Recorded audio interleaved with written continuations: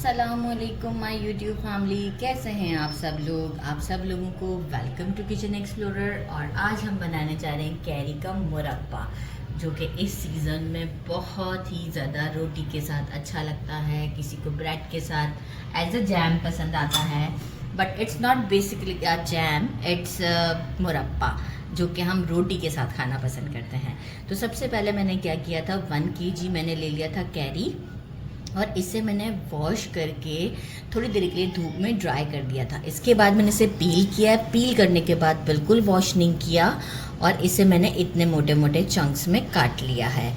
अच्छा, सीड भी डिस्कार्ड किया है, तो उस हिसाब से आप आइडिया लगा लें कि थोड़ी सी क्वांटिटी भी कम हो जाती है। ठीक है, तो ये मैंने इसे साइड पे कर दिया है। अच्छा, काटने के बाद भी थोड़ी देर अगर आप हवा लगवा लें, पंखे के नीचे रख दें 15-20 मिनट, तो भी बेस्ट रहेगा।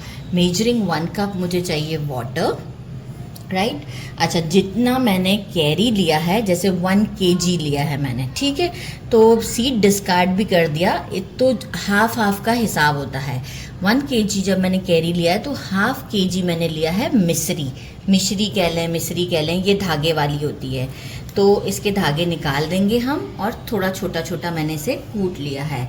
अच्छा, मैंने लिया है 7 इलायची, 1 स्टार एनीस, बादियान का फूल जिसे कहते हैं, और 2 सिनेमन स्टिक। देखिए, सिनेमन स्टिक ये थोड़ा लाइट शेड की लीजिएगा। एक्चुअल जो है, जो नॉर्मली हम यूज़ करते हैं, वो थोड़ी सी डार्क होती है, तो इसमें नहीं तो फिर क्या हो जाएगा कि वो डार्क कलर हो जाएगा। मैं आपको दिखाती हूँ, देखें ये डार्क शेड है, सही है, और ये है लाइट।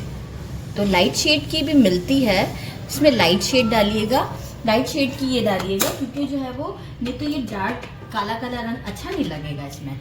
और हम लेंगे saffron, pinch of saffron.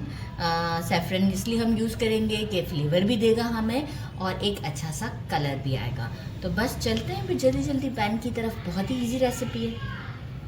Frying pan लिया स्टील का, ताकि आपको उसका कलर बहुत अच्छे से नज़र आए। और फ्लेम को मैंने अभी मीडियम से थोड़ा स्लो रखा हुआ है। इसमें मेजरिंग 1 कप मैंने वाटर ऐड कर दिया है। साथ ही में मैं क्या ऐड कर रही हूँ, सारी हमारी मिश्री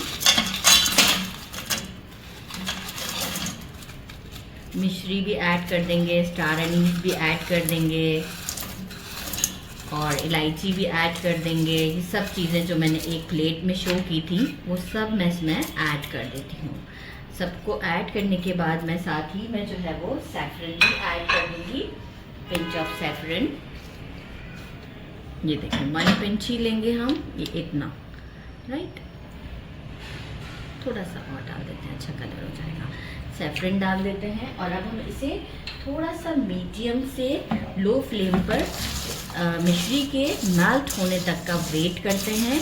जैसे ही मेल्ट हो जाएगी, फिर हम अपनी इसमें कैरियाँ ऐड कर देंगे। तो ज़रा सा हम वेट कर लेते हैं, क्योंकि एग्जैक्ट टाइम ड्यूरेशन तो नहीं बता सकती, पर 5 to 6 मिनट्स लगेंगे। जैसे ही टाइम हो जाएगा, मैं आपको शो करूँगी कि कितनी मिनट लगे। मिश्री हमारी अप्रॉक्स 90% मेल्ट हो चुकी हुई है। साथ में अब हम क्या करते हैं, कैरी डाल देते हैं,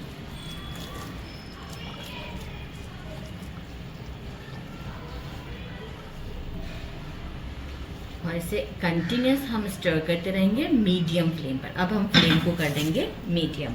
फिर मैं आपको बताऊंगी कि ये किस वक्त डन होती है, क्योंकि अभी कैरी भी पानी अपना प्रोड्यूस करेगी, तो किस वक्त डन होती है। इसमें अप्रॉक्स हमें मीडियम फ्लेम पर भी 10 to 12 मिनट्स लग जाते हैं। तो अब हम फ्लेम को करते हैं मीडियम, और आफ्टर 12 मिनट के बाद आपको शो करते हैं। मीडियम फ्लेम पर टोटल 15 मिनट्स लगे हैं, और आप देख सकते हैं थोड़ा क्रिस्टलाइन फॉर्म में ये नज़र आ रहा है आपको।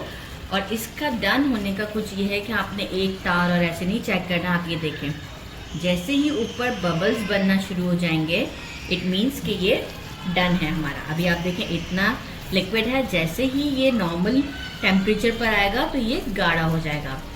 तो बस अब हम आपको इसे 10 से 15 मिनट के बाद शो करते हैं कि ये ठंडा हो जाएगा, और फिर हम इसे जार में सेव करके फ्रिज में रख सकते हैं। तो चलिए जी, अब मिलते हैं आफ्टर 15 मिनट्स के बाद।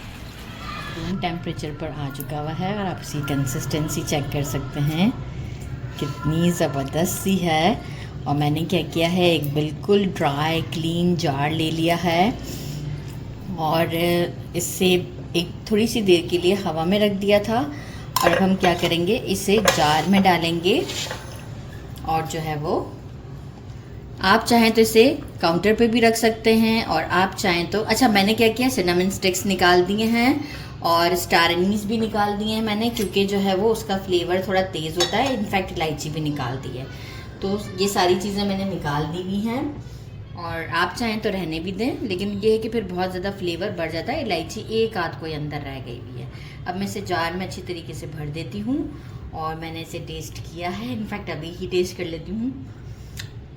सो डिलीशियस, सॉफ्ट, बहुत मज़ेदार है। इसे ज़रूर बनाइएगा। मुझे तो ऐसा लग रहा है इसे बैठे बैठे स्पून से ही खा जाऊँगी मैं। तो पूरा मैं जार में भर लेती हूँ, और फिर आप चाहें तो इसे फ्रिज में रखें, बाहर रखना चाहें बाहर रखें, कोई प्रॉब्लम नहीं है। 1-2 महीने तक आराम से आप इसे यूज़ कर सकते हैं। तो बस मेरे चैनल को लाइक और सब्सक्राइब करना नहीं भूलिएगा। अपना ख्याल रखिएगा।